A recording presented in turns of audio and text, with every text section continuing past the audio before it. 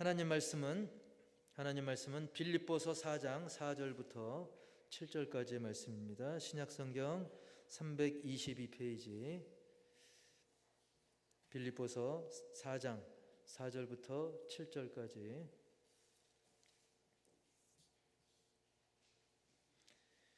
빌립보서 4장 4절부터 7절 신약성경 322페이지 제가 한 절, 여러분 한 절 교독하겠습니다. 주 안에서 항상 기뻐하라. 내가 다시 말하노니 기뻐하라.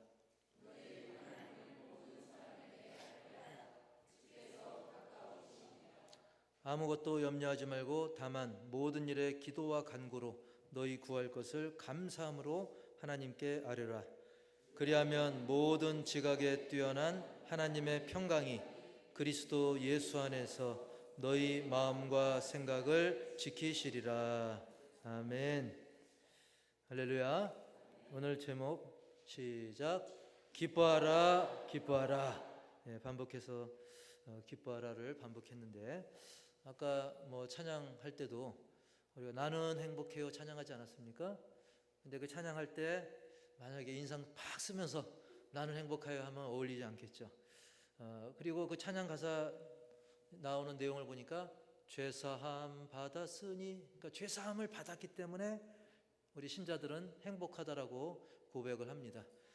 믿지 않는 사람들은 그저 뭔가 물질이 생기고 조건이 좋아져야 그렇게 고백하지만 그런 것은 있다가도 없고 없다가도 있는 거예요. 하지만 죄사함은 오직 예수님을 믿을 때 유일하게 가능한 것이고 이 지구촌의 모든 사람들이 그 죄사함을 다 누리지 못하기 때문에, 그리고 죄사함의 그 은혜와 복은, 그 행복은 세상 다른 그 행복하고도 바꿀 수 없는 거예요.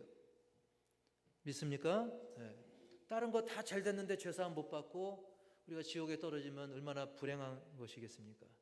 그래서 우리가 죄사함 받는 것 그 자체만으로도 감사하고 행복하고 또 표정이 밝아지고 웃음이 나온다면 그건 너무나 복된 일인 것이죠.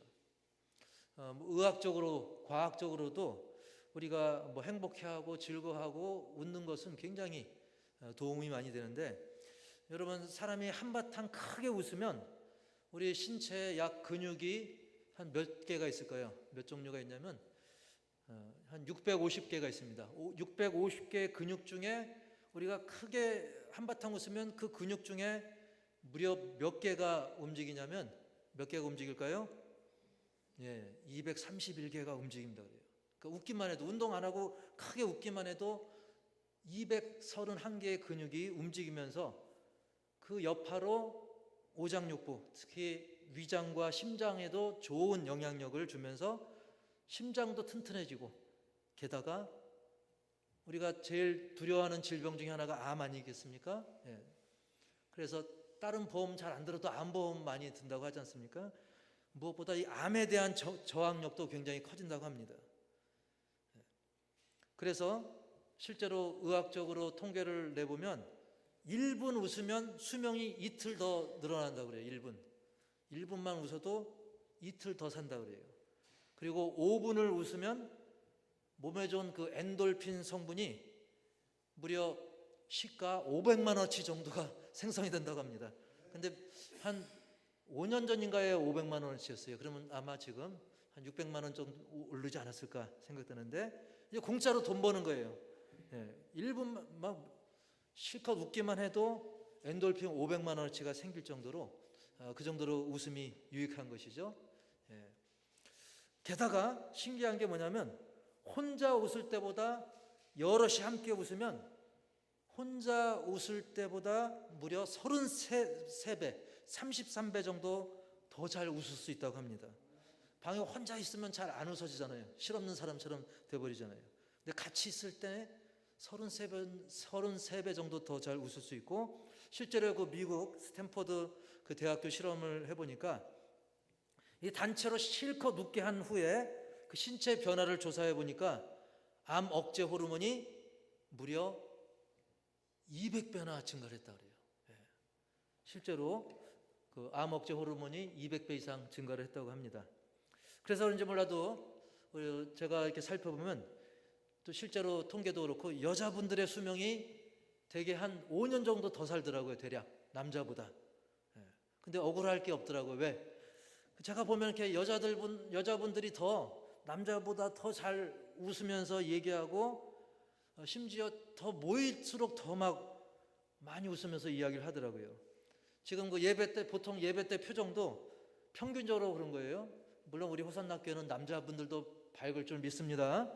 그런데 대체로 여자분들이 예배 드릴 때 표정도 더 좋고 특히 이제 예배 후에 점심을 드시든지 대화 나눌 때 보면 저는 깜짝 놀라요. 아니 전원주 씨가 오셨나? 막 깔깔대고 막 웃어요. 근데 왜 웃나 살펴보면 별것도 아닌데 막 웃어요. 아, 그래서 여자분들이 더 오래 사는구나 그런 생각이 듭니다. 근데 더 놀라운 건 뭐냐면 이렇게 웃기만 해도 막 좋은 몸에서 좋은 이렇게 반응들이 나오는데 더 놀라운 건 이 웃을 때보다도 우리가 진한 감동을 받으면 그때는 엔돌핀보다 약 4,000배의 효능을 가진 다이돌핀이 우리 남성교회 회장님이 좋아하시는 이 다이돌핀 성분이 감동받을 때 나온다는 거예요. 그런데 디모데후서 3장 16절에 그런 말씀이 있어요. 우리 한번 읽어볼까요? 시작. 모든 성경은 하나님의 감동으로 된 것으로 교훈과 책망과 바르게 함과 의로 교육하기에 유익하니. 아멘. 여러분, 우리가 사람과 사람 사이의 감동도 엔돌핀의 4,000배인 다이돌핀이 나온다는데 사람의 감동을 뛰어넘는 하나님의 감동이 이 말씀을 통해서 주어진다는 거예요. 그러면 사람의 감동이 4,000배라면 하나님이 주시는 감동은 최소로 잡아도 4만 배 이상은 되지 않겠습니까? 사실은 측량 불가죠. 이 말씀의 감동, 하나님의 사랑, 그 은혜, 이것은 사실은 측량 불가죠. 그래서 찬송가에도 그런 찬송이 있지 않습니까? 그 크신 하나님의 사랑, 그 다음에 뭐예요? 말로 다 형용 못한다 그랬어요. 측량할 수 없다는 거죠. 하늘을 두루마리 삼고, 즉 하늘을 종이로 삼는다는 거예요. 그리고 바다를 먹물 삼아도 그 사랑을 다 기록할 수 없는, 표현할 수 없을 정도로 하나님의 사랑과 그 은혜, 그 감동은 세상의 어떤 감동보다도 위대하고 뛰어나고 놀라운 치유의 능력과 복의 능력도 있는 것을 믿으시기 바랍니다. 그래서 원하신다면 지금부터라도 우리가 성경을 더 많이 읽고 듣고 그 감동에 젖어들 때 여러분에게 놀라운 은혜가 1,000배, 만배, 수억 배, 수조배가 넘쳐나기를 주님의 이름으로 다시 한번 축복합니다. 그래서 오늘 말씀을 통해서도 하나님께서 예비하신 그 감동의 말씀이 있어요. 근데 그 감동의 말씀이 어떻게 생각하면 좀 뜬금없어 보이는 내용이 있긴 한데요. 우리 빌립보서 4장 4절 다시 한번 읽어보겠습니다. 시작. 주 안에서 항상 기뻐하라. 내가 다시 말하노니 기뻐하라. 이 말씀인데요. 왜 이 말씀이 왜 뜬금없다라고 제가 표현하냐면 사실 당시 바울의 상황은 이러한 이야기를 할 정도의 상황이 아니었던 거죠. 당시 바울의 상황은 내가 사형 선고를 받느냐 무기징역이냐 혹 어떻게 돼서 좀 덜 형을 좀 짧게 받느냐 아니면 정말로 잘 돼서 석방이라도 되느냐 이런 절체절명의 그 위기 상황에 처해 있었습니다. 그리고 당시에 그 빌립보 교회, 오늘 그 빌립보서 아닙니까? 이 빌립보 교회에도 굉장한 고난 중에 있었습니다. 우선 빌립보 교회는 어떤 고난이 있었냐면 예수님을 믿고 그것으로 인해 구원받는다는 그런 믿음보다는 여전히 거기에 그 과거 유대교에 빠져가지고 옛날 전통, 옛날 그 의식들, 그게 더 믿음의 고백보다 중요하다라는 그런 율법의 행위를 강조하는 그런 무리들의 방해가 있었고요. 그리고 빌립보 교회 성도들은 당시에 또 가난한 심령들이 많았습니다. 가난한 사람들이 많았어요.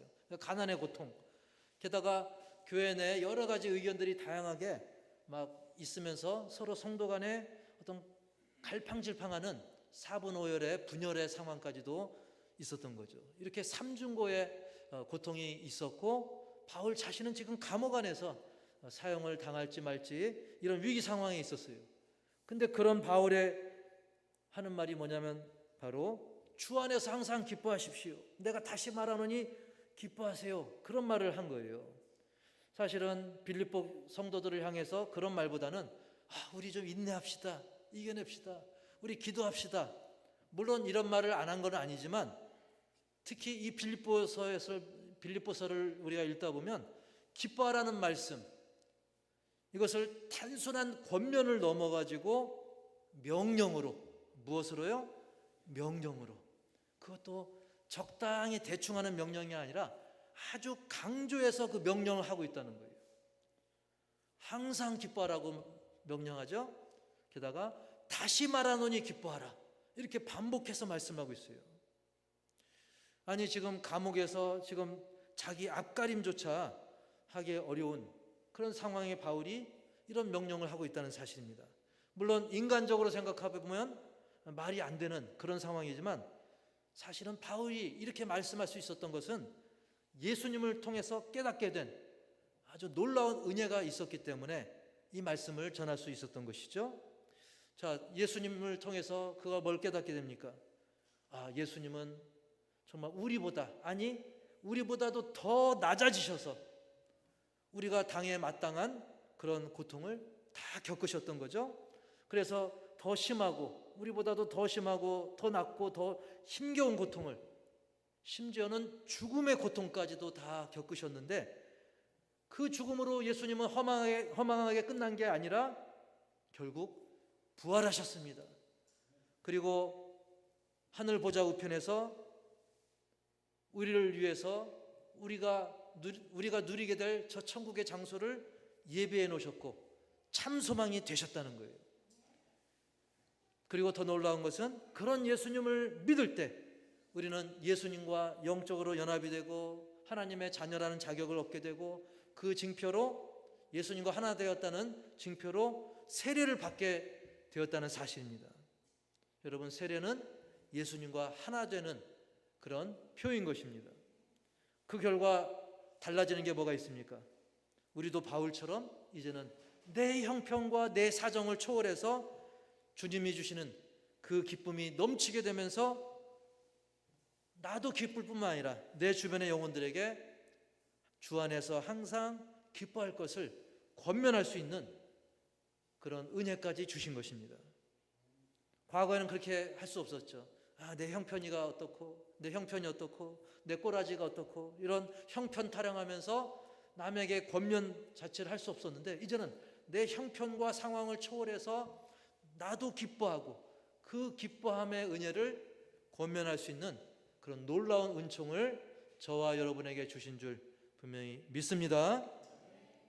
그러나 그럼에도 불구하고 기뻐하라 앞에 이 두 글자 때문에 좀 힘들어할 수 있어요.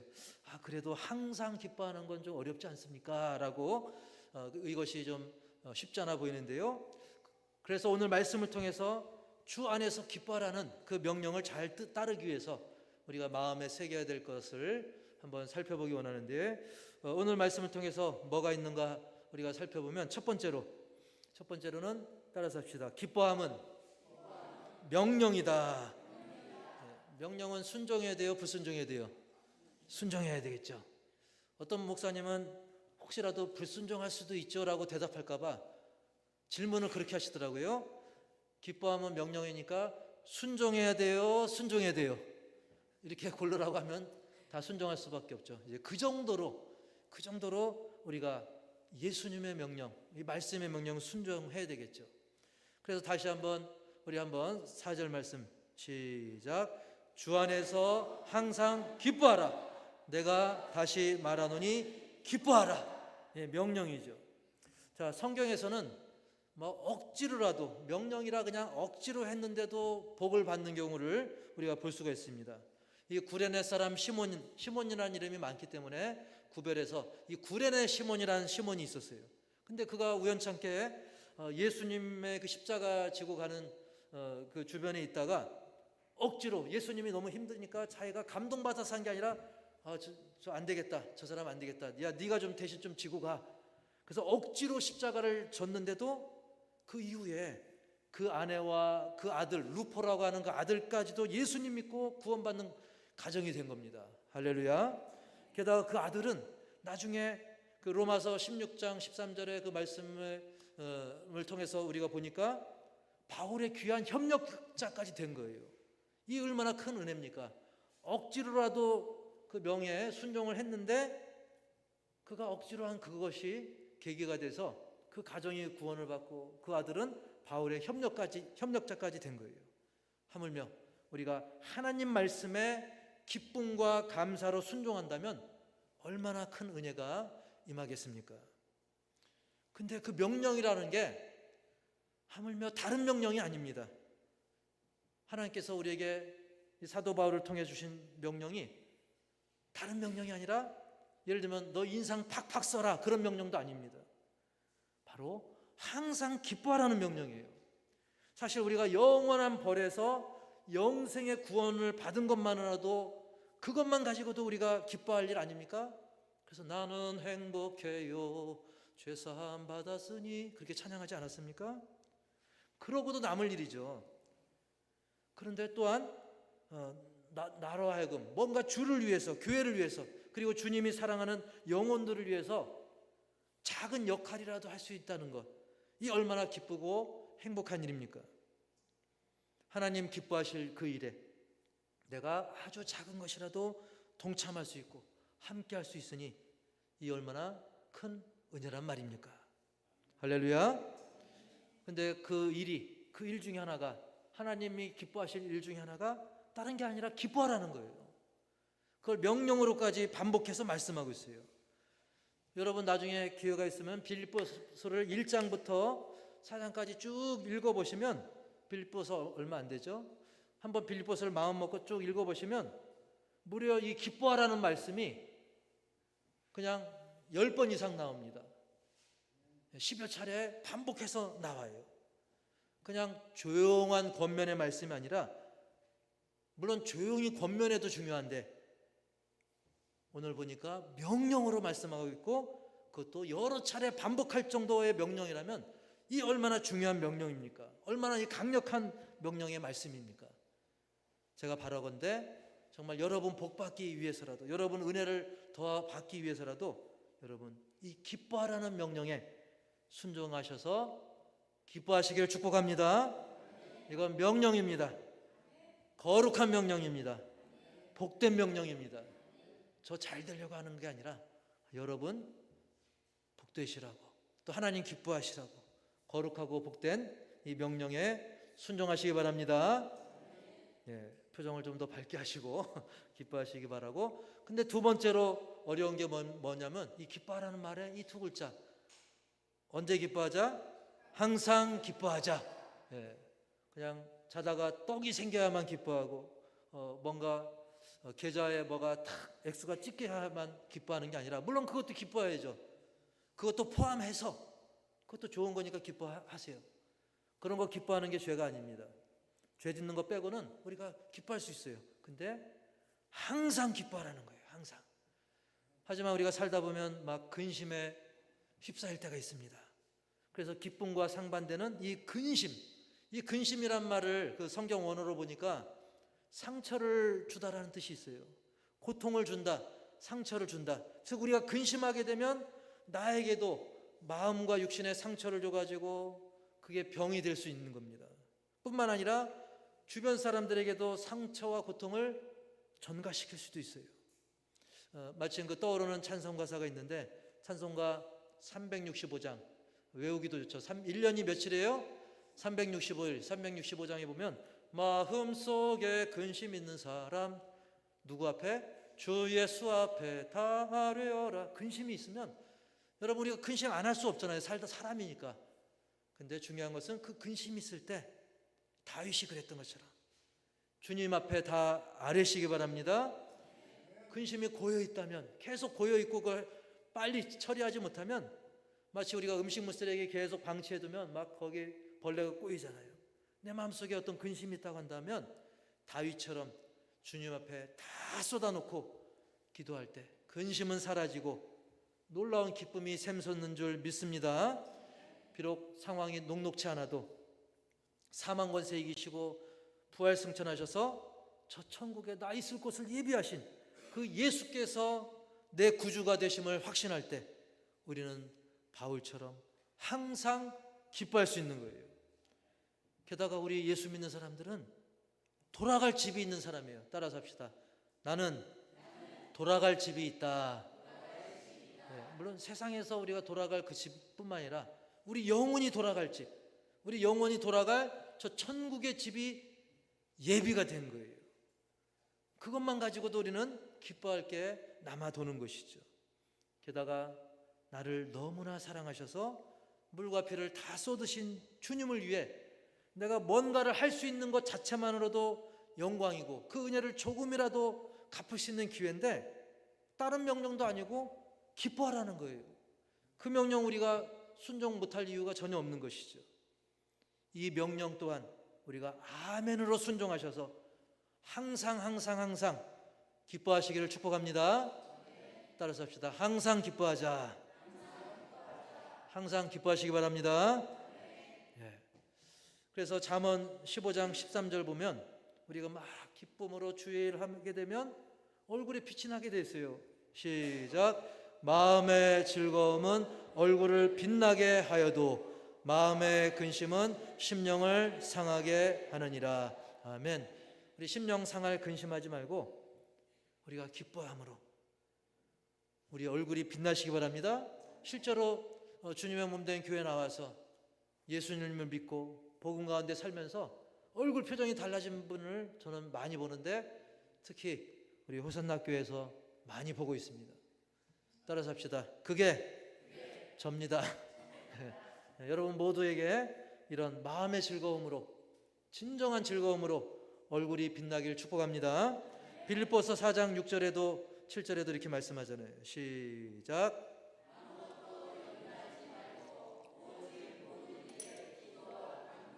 너희 구할 것을 감사함으로 하나님께 아뢰라. 그리하면 모든 지각에 뛰어난 하나님의 평강이 그리스도 예수 안에서 너희 마음과 생각을 지키시리라. 아멘. 너희 무엇과 무엇을? 마음과 생각을. 특히 우리가 마귀할 때 이 마음과 생각을 뺏길 때가 많잖아요. 우리가 집을 아무리 자물쇠를 1000개, 10,000개 채워도 이 마음은 이 사단이 막 틈탑니다.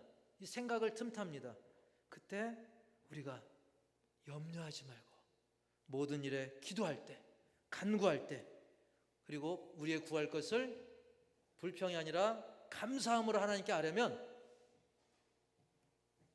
예수 그리스도 안에서 하나님의 평강이 우리의 마음과 생각을 지켜주셔서 우리에게 기쁨이 샘솟게 되는 줄 믿습니다. 이게 얼마나 든든한 일입니까? 그리고 꼭 세상 의학 자료만가 꼭 중요한 것만은 아니지만 그래도 실제적인 그런 객관적 자료도 보니까 이 마틴 셀리그만이라고 하는 그 교수가 있어요. 이름이 약간 어려운데 그분이 이제 연구해 보니까 이미 한 번 심장마비를 겪고 이제 두 번째 심장마비까지 왔던 그 32명을 이제 조사해 보니까 그 중에 16명은 그래도 긍정적인 사람이었고 또 나머지 16명은 비관적이고 부정적인 사람이었어요.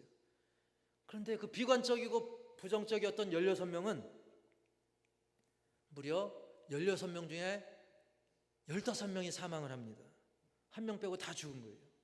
난 안 돼, 난 글렀어, 난 막 늘 부정적으로 생각하는 거죠. 반대로 그런 위기 속에서도 막 웃고 긍정적으로 막 감사할 줄 알고 이런 사람들은 16명 중에 무려 11명이 생존을 했다고 합니다. 물론 꼭 이런 의학 자료가 아니더라도 우리가 주님의 명령, 주님의 그 말씀의 명령을 믿고 기쁨으로 순종한다면, 하물며 기쁨으로 주님의 일을 한다면 주님께서 그 일을 할 수 있는 건강도 주실 것을 분명히 믿습니다. 고로 우리는 모든 상황과 환경을 초월해서 항상 기뻐하는 믿음의 사람들이 되시기 바랍니다. 그 다음에 세 번째로 시작. 주 안에서 기뻐하라. 이것은 주를 닮아간다는 의미를 표현하고 있어요. 그것을 포함하고 있는 것입니다. 주 안에서 기뻐하라. 말씀할 때 주 안에서 항상 기뻐하라라고 오늘 성경은 말씀하고 있어요. 그냥 항상 기뻐하라. 그냥 기뻐하라가 아니라 항상 기뻐하라고 말씀했고요. 그 항상 앞에는 주 안에서라는 말씀이 기록되어 있어요. 여기에서 항상 기뻐할 수 있는 비결이 있는데요. 내 안에서가 아니라 누구 안에서? 주 안에서. 내 안에서라고 한다면 그저 내 욕심, 내 희망, 즉 세상 사람들 기준처럼 그냥 내 만족을 기준 삼아서 기뻐하다 보면 만족 못할 때는 항상 기뻐할 수가 없는 거죠. 하지만 주 안에서 기뻐하면 그것은 기뻐한다 정도가 아니라 항상 기쁨으로 이어진다. 이게 더 정확한 표현이 되는 것입니다. 즉 주 안에서라고 한다는 것은 바로 내가 주를 믿고 주를 의지함으로 주님의 인도하심을 받아서 주님을 닮아가고자 하는 그것을 포함하고 있는 거예요. 그래서 찬송가 449장에서도 보면 예수 따라가며 예수님을 따라가는 것, 예수님을 닮아가는 것, 그게 바로 주 안에서의 의미가 있는 겁니다.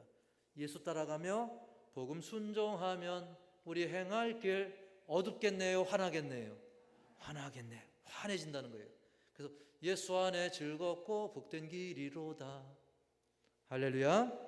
주 안에서 기뻐하시기 바랍니다. 흔히 이제 불신 영혼들을 보면 그 열심 있는 신자들을 보면서 오히려 이렇게 비난하는 경우가 있어요. 야, 저 사람 교회에 저렇게 시간과 물질을 쏟아붓는 거 보면 참 아깝다라고 비판을 합니다. 저런 모습을 보면 그야말로 저렇게 쓸데없이 교회에 시간과 물질을 쏟고 있구나, 그렇게 비판을 하는 경우를 볼 수가 있습니다. 그런데 한번 곰곰이 생각해 봅시다. 과연 세상 사람들이 말하는 것처럼 과연 우리가 나 자신을 위해 또는 내 가족이나 내 지인들을 위해 쓰는 시간과 물질, 그거에 비해서 과연 하나님을 위해서, 예수님을 위해서 우리가 드리는 시간과 물질 비율을 비교해 보면 사실상 그렇게 많지 않습니다. 얼마 안 됩니다. 평균적으로 볼 때 사실은 극히 일부에 불과해요. 예를 들면 이 예배 시간만도 그렇잖아요. 우리가 일주일에 뭐 1시간 예배 드린다, 짧게, 제일 짧게 일주일에 그냥 11시 예배 딱 한 번 예배 드린다 하면 일주일 7일이 몇 시간입니까? 168시간인데요 168시간 중에 겨우 1시간 예배 드리는 거예요. 또 수요일까지 예배 드리면 168시간 중에 2시간 예배 드리는 겁니다. 근데 우리가 세상 사람들 얘기하듯이 그렇게 막 교회에 많은 시간을 투자하고 뭐 물질을 투자하고 그런 거 아닌 것이죠. 그럼에도 불구하고 이 1시간 그조차도 주님은 그 작은 정성을 보시고 정말 전심으로 진심으로 예배하는 그 작은 정성을 보시고 우리에게 복 주시고 상 주시기를 기뻐하신다는 거예요. 세상 사람들은 어떤 자기 자신의 기쁨과 만족을 위해서 어떤 오락과 유흥에 빠지지만 그건 어떻습니까? 일시적입니다. 우리가 아무리 뭐 좋은 거 보고 만난 거 먹고 해도 일시적이에요. 다시 배고프고 다시 또 다른 더 멋진 데를 찾게 되죠. 더 큰 쾌락을 찾게 되죠. 다시 공허감이 밀려옵니다. 반복할수록 더 큰 자극을 원하게 되면서 물질과 많은 에너지를 소모하게 만드는데 결국은 더 깊은 허무감에 빠지고 마는 것이죠. 그렇습니다. 진정한 기쁨, 우리 영혼을 만족해 하는 진정한 기쁨은 오히려 우리가 하나님을 높일 때, 주님을 기쁘시게 할 때, 그리고 하나님이 정말 기뻐하시는 그 일, 바로 이웃을 기쁘게 하는 일, 이웃의 영혼을 구원으로 이끌어서 기쁘게 하는 그 일, 이것을 우리가 순종할 때 오히려 측량할 수 없는 큰 기쁨이 우리들 가운데도 더 넘치게 되는 줄 믿습니다. 이게 바로 주 안에서 기쁨이 충만한 삶이 되는 것입니다. 사도 바울은 빌립보서 1장 18절에서도 이렇게 표현하고 있죠. 시작. 무슨 방도로 하든지 전파되는 것은 그리스도니 이로써 나는 기뻐하고 또한 기뻐하리라. 아멘. 이게 뭐냐면 어떤 방법으로 하시든지 예수님만 전파된다면, 그리스도께서 높아지고 그리스도의 복음이 전파된다면 이게 정말 나에게는 큰 기쁨이라는 거예요. 기뻐하고 기뻐하리라. 세상적으로 생각하면 어떨까요? 나 바울, 나 학식도 있고, 로마 시민권도 있고, 내가 좀 잘 돼서 내가 위대해지고 높아지고 이래야 기뻐야 될 거 아니에요. 근데 사도 바울은 그게 아니라 예수님만 높아진다면, 예수님만 전파된다면 이것은 나에게 최고의 기쁨이다. 이게 바로 주 안에서의 기쁨인 거죠. 물론 세상 사람들이 볼 때는, 안 믿는 사람들이 볼 때는 야, 그거 뭐 개가 웃을 일 아니냐 이렇게 비판할 수도 있어요. 근데 사도 바울이 누굽니까? 세상 즐거움, 세상 권력 다 누려봤던 사람이에요. 그랬던 바울이 이제는 누렸던 그 기쁨과 그런 게 알고 보니까 이거 배설물 같다. 별거 아니더라. 허망하더라. 오히려 그런 것들을 배설물로 여기고 바울은 예수 믿기 전에 누렸던 그런 것들을 오히려 배설물로 여기고 예수 안에서 누리는 기쁨이야말로 그 누구도 뺏을 수 없는, 심지어 내가 감옥 안에 갇혀 있을지라도 그 기쁨을 뺏을 수 없는 최고의 기쁨으로 여겨서 그 기쁜 소식을 위해서 목숨도 아끼지 않았다는 것을 우리가 깊이 새기시기 바랍니다.